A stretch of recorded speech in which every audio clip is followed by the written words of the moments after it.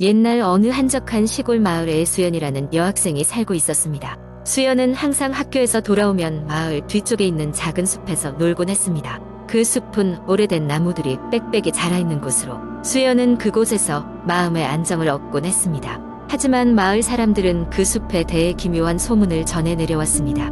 전설에 따르면 그 숲에는 잃어버린 영혼들이 떠돌고 있으며 그곳을 자주 찾는 사람들은 그 영혼들에게 사로잡혀 돌아오지 못한다고 했습니다. 수연의 부모님은 이런 이야기를 믿지 않았지만 다른 마을 사람들은 수연이 매일 숲에 들어가는 것을 달가워하지 않았습니다. 어느 날 수연은 평소처럼 숲에 들어갔습니다. 숲의 나무들은 마치 수연을 반기듯 사방으로 둘러싸고 있었습니다. 그녀는 숲속 깊숙한 곳까지 걸어갔고 그곳에서 작은 오두막을 발견했습니다. 오두막은 오래된 나무로 만들어져 있었으며 낡고 허름해 보였지만 이상하게도 매력적으로 느껴졌습니다. 호기심이 많은 수연은 오두막으로 다가갔습니다. 문은 살짝 열려 있었고 그녀는 조심스럽게 문을 밀고 안으로 들어갔습니다. 오두막 안에는 오래된 가구들과 먼지 쌓인 책들이 있었습니다. 그러나 가장 눈에 띄는 것은 낡은 사진첩이었습니다. 수연은 그 사진첩을 열어보았습니다. 사진 속에는 웃고 있는 아이들과 가족들의 모습이 담겨 있었지만 사진마다 이상하게도 한 사람의 얼굴이 흐릿하게 지워져 있었습니다. 그 순간 수연은 알 수 없는 한기를 느꼈고 외부에서 저녁 노을이 오두막의 창문을 통해 서울을 비추고 있었습니다. 이제 그녀는 돌아가야 한다고 생각했습니다. 서둘러 문을 나서려던 순간 어디선가 들리지 않아야 할 발소리가 들려왔습니다. 그 발소리는 수연의 심장을 마구 두드리는 듯했습니다. 그녀는 급히 사진첩을 내려놓고 오두막을 나와 집으로 돌아갔습니다. 다음 날 이상한 일이 벌어졌습니다. 학교에서 돌아온 수연은 왠지 모르게 그 오두막이 계속 생각났습니다. 마음 한구석에서는 두려움이 느껴졌지만 호기심은 더욱 강하게 그녀를 사로잡고 있었습니다. 결국 수연은 그날 다시 숲으로 갔습니다.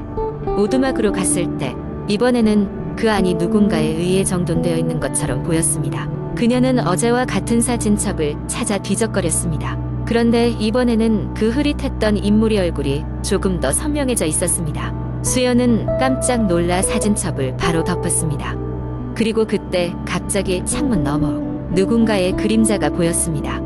심장이 멎을 듯한 두려움이 휘몰아쳤지만 그녀는 자신이 뭘 봤는지 확인하고 싶었습니다. 조심스럽게 창으로 다가가자 그곳에는 어젯밤에 그녀의 꿈에서 본 적 없는 낯선 여인이 서 있었습니다. 여인은 푸른 한복을 입고 있었으며 차분하면서도 무미건조한 얼굴로 수연을 바라보고 있었습니다. 겁에 질린 수연은 두려움을 이기지 못하고 집으로 달아났습니다. 그녀는 부모님에게 이날이 일을 이야기하려 했지만 부모님은 그저 어리석은 꿈이라고 생각했습니다. 하지만 수연은 알 수 있었습니다. 그날 오두막에서 만난 것은 꿈이 아니라고 말입니다. 며칠 뒤 그녀는 같은 꿈을 반복해서 꾸게 되었고 매번 여인은 조금씩 더 선명하게 보였습니다. 그리고 매번 수연에게 무언가 말을 건넸으나 수연은 무슨 말인지 알아들을 수 없었습니다. 꿈속에서 수연은 끊임없이 여인을 따라가 길을 찾으려 했습니다. 그렇게 며칠 동안 그림자 같은 나날이 계속되던 어느 날 그녀는 더 이상 꿈을 꾸지 않기 위해 오두막으로 가서는 된다고 스스로 결심했습니다. 그러나 이상하게도 그 결심을 하면 할수록 수연은 강한 이끌림을 느꼈습니다. 참을 수 없는 충동에 사로잡힌 수연은 다시 한번 오두막으로 향하게 되었습니다. 이번에는 한밤중이었습니다. 오두막에 도착했을 때 문은 이전에 본 적 없던 빛으로 희미하게 빛나고 있었습니다. 문을 열고 들어가니 그 여인이 다시 그녀 앞에 나타났습니다. 이젠 또렷하게 볼 수 있었습니다.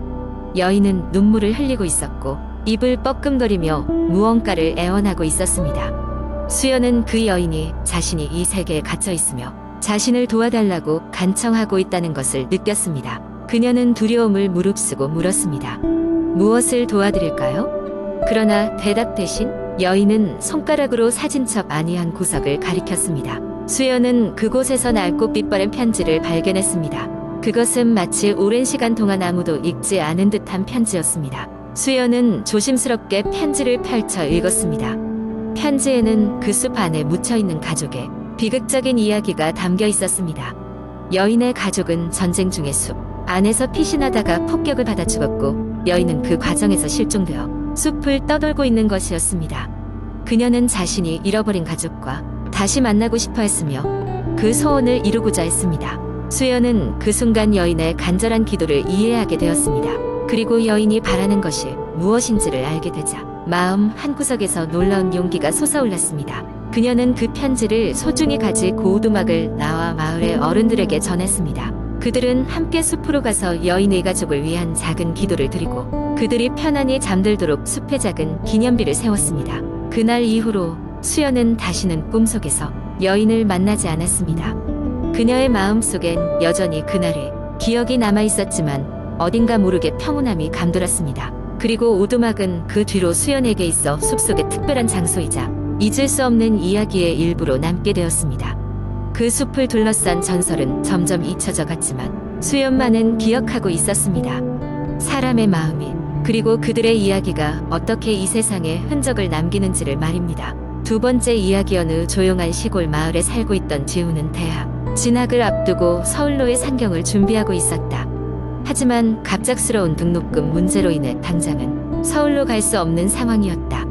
그러던 중 지훈에게 한 통의 연락이 왔다. 오랜 관계는 아니지만 꽤 친한 친구였던 민수에게서였다. 민수는 서울 외곽의 한 고시원에 살고 있었고 지훈에게 그 방을 잠시 쓰지 않겠느냐고 제안했다. 등록금 문제를 해결할 때까지 무료로 방을 제공받을 수 있다는 말을 듣고 지훈은 기꺼이 제안을 받아들였다. 서울에 도착한 지훈은 민수가 알려준 고시원으로 향했다. 고시원은 오래된 건물의 3층에 위치해 있었으며 지훈이 문을 열고 들어섰을 때 오래된 목재 바닥이 삐걱거리는 소리가 그를 맞았다. 고요한 복도 끝에서 민수가 나오더니 지훈을 반갑게 맞아주었다. 고마워. 진짜 부담 없이 있으면 돼. 방 안에 짐도 내가 다 빼놓았으니 편히 지내.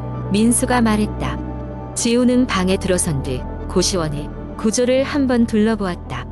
작은 방에는 침대와 책상, 그리고 작은 옷장 정도만이 놓여 있었다. 방 안에는 창문이 하나 있었고 그 너머로는 바로 이웃 건물의 벽이 보일 뿐이었다. 며칠 동안 지우는 아무 문제 없이 지냈다. 하지만 어느 날 밤 깊은 잠에 빠져있던 그에게 이상한 소리가 들리기 시작했다. 누군가 그의 방 문을 두드리는 소리가 났다. 처음엔 바람 때문이려니 하고 무시했지만 같은 소리가 반복되자 지우는 불안한 마음에 문 쪽으로 다가갔다. 문에는 아무 이상도 없었다. 복도에는 사람도 소리도 전혀 없었다. 지우는 그런 일이 몇 번이나 반복되는 것에 점점 지쳐갔다. 더욱이 방 안에서는 정체 모를 냄새까지 나기 시작했다. 청소도 하고 환기도 시키면서 원인을 찾아보려 했지만 냄새는 사라지지 않았다. 어느 날 밤 지우는 발걸음을 복도 방면으로 옮겼다. 그는 소리의 출처를 찾아내고자 했다. 복도를 걸으면서 그는 각방 문을 하나하나 지나쳤고 어느새 가장 끝 방에 다다랐다. 그 방의 문에는 커다란 자물쇠가 채워져 있었다. 평범한 고시원치고는 어딘가 이상했다. 다음날 지우는 민수에게 전화를 걸어 이 모든 상황을 이야기했다.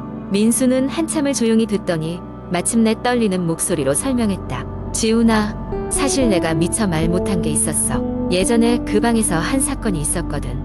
그 방에 거주하던 학생이 실종됐어. 아직도 행방을 알 수 없고 그 뒤로 그 방은 그냥 닫힌 채로 둔 거야. 지우는 소름이 돋았다. 그날 밤 무서움에 잠들지 못한 그는 문득 민수가 말했던 그 방이 계속 신경 쓰였다. 그 방에 들어가 봐야겠다는 생각이 그의 머릿속을 떠나지 않았다. 결국 호기심에 지우는 문을 열기로 마음먹었다. 그는 손전등과 함께 나사를 풀 수 있는 도구를 챙겨들고 남몰래 그 방으로 향했다. 자물쇠를 조심스럽게 열고 문을 밀어젖혔을 때 방 안은 먼지와 강한 냄새로 가득했다. 손전등을 켠 순간 지우는 얼어붙고 말았다. 방 한가운데 마치 누군가 그린 낙서처럼 바닥과 벽에는 여러 기괴한 문양들이 그려져 있었다. 그리고 그의 발치에는 이제까지 그 냄새의 원인인 듯 보이는 썩어가는 음식물 찌꺼기들과 무엇보다 사람의 손, 같이 보이는 뼈 조각이 널브러져 있었다. 지우는 뒤로 물러났지만 방 안의 문양들이 약간씩 빛나며 움직이는 것을 보고 말았다. 그 찰나 그의 등 뒤에서 무언가 차가운 기운이 느껴졌고 반사적으로 방을 뛰쳐나왔다. 며칠 후 그는 다시는 그 고시원에 돌아가지 않았다. 지우는 이해할 수 없고 설명할 수 없는 두려움 속에서 그 경험을 간신히 잊고자 노력했다. 그리고 그 사건 이후로 고시원은 지훈뿐만 아니라 다른 세입자들로부터도 외면 받아 점차 황폐해져 갔다고 한다. 세 번째 이야기. 한국의 인터넷 커뮤니티에는 많은 공포썰이 있지만 여기서는 그중 한 가지 예시를 끌고 자세하게 소개해 보겠습니다. 이야기의 배경은 한적한 시골 마을이고 주인공은 도시에서 지친 삶을 정리하고 고향으로 돌아온 젊은 남성입니다. 어렸을 적 고향을 떠나 큰 도시에서 바쁘고도 치열한 생활을 하던 주인공 지호는 어느 날 갑자기 모든 것이 지긋지긋해졌다. 번아웃 상태가 되어버린 그는 회사를 그만두고 아예 고향으로 돌아가기로 결심한다. 시골의 조용함과 여유로운 분위기가 그를 치유할 수 있을 것이라 기대하며 짐을 꾸려 고향으로 향했다. 고향 마을은 예전에 지호가 기억하던 모습 그대로, 아니 더 조용히 변해 있었다. 그는 어릴 적 살던 집으로 돌아와 그곳에서 새 출발을 하기로 한다. 그리고 무엇보다도 그는 새로운 시작을 위한 휴식이 필요했다. 몇 날간은 모든 게 평화로워 보였다. 고요한 아침, 상쾌한 바람, 그리고 들리는 새소리들. 지호는 홀로 남은 가족 집에서 그런 한적함을 즐기고 있었다. 그러나 어느 날 밤 이상한 꿈을 꾸기 시작했다. 꿈속에서 지호는 집 주변을 배회하는 정체 모를 사람을 보는데 마치 안개처럼 희미하게 보였다. 그 인물은 그를 바라보며 무언가 말하고 있었고 그 소리는 알 수 없는 이유로 도저히 들리지 않았다. 처음엔 그저 꿈이라고 생각했지만 이러한 꿈은 밤마다 반복되어 지호를 괴롭혔다. 꿈 속의 인물은 점점 선명해졌고 어느 날 그가 무언가를 휘갈려 적은 듯 한낡고 오래된 일기장을 들고 있는 것을 보게 되었다. 지호는 일기장의 글씨를 간신히 읽을 수 있었고 그것은 오래전 자신의 가족에 관련된 내용이었다. 그러나 그 순간 그는 우뚝 서서 그를 바라보는 형체에 강렬한 시선을 느끼며 깨어나곤 했다. 현실로 돌아온 지호는 꿈에서 본 그 일기장이 너무도 생생하게 느껴져서 혼란스러웠다. 그는 일기장에 대해 자세히 살펴보려 했지만 그것이 단순히 꿈인지 현실인지 분간할 수 없었다.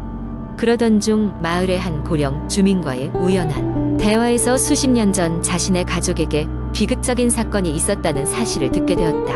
그의 할아버지가 갑작스럽게 사망한 그날 마을 주변 숲에서 이상한 일이 벌어졌다고 한다. 이야기를 들은 그는 할아버지의 서재를 정리하기 시작했다. 그곳에는 먼지가 쌓인 수많은 책들과 서리들 사이에 꿈에서 봤던 바로 그 일기장이 있었다. 지호는 두려움과 호기심을 억누르며 일기장을 펼쳤고 거기에는 자신의 어린 시절에 일어난 여러 가지 사건과 할아버지가 남긴 비밀이 적혀 있었다. 그 안에는 수상한 인물들의 이름과 그들이 마을에 대해 가지고 있는 계획들이 상세히 묘사되어 있었다. 더 깊이 조사할수록 지호는 그의 가족과의 마을이 어떤 기묘하고도 위험한 비밀에 얽혀 있다는 사실을 깨달았다. 그리고 그 비밀을 해결하지 않으면 자신 또한 그 표현없는 악몽과 마주하게 될 것임을 깨달았다. 지호는 꿈속의 인물이 그의 할아버지였다는 사실과 그가 마을과 가족을 지키기 위한 경고를 보내고 있었다는 것을 뒤늦게 알게 되었다. 이제 지호에게는 그의 가족과 마을을 지키기 위한 무언가를 해야 할 책임이 있었다. 밤마다 더욱더 생생하게 다가오는 꿈과 일기장에서 발견하는 새로운 진실들. 이제 지호는 그 고요한 마을에서 이 모든 비밀을 풀어내기로 결심한다. 그를 지키고 있는 할아버지의 마음과 함께 말이다. 그 이야기는 단순한 휴식이 아닌 그의 새로운 목적지가 되었다. 그리고 그 깊은 밤의 공포 속에서 그는 결코 홀로 있지 않다는 사실을 알게 되었다.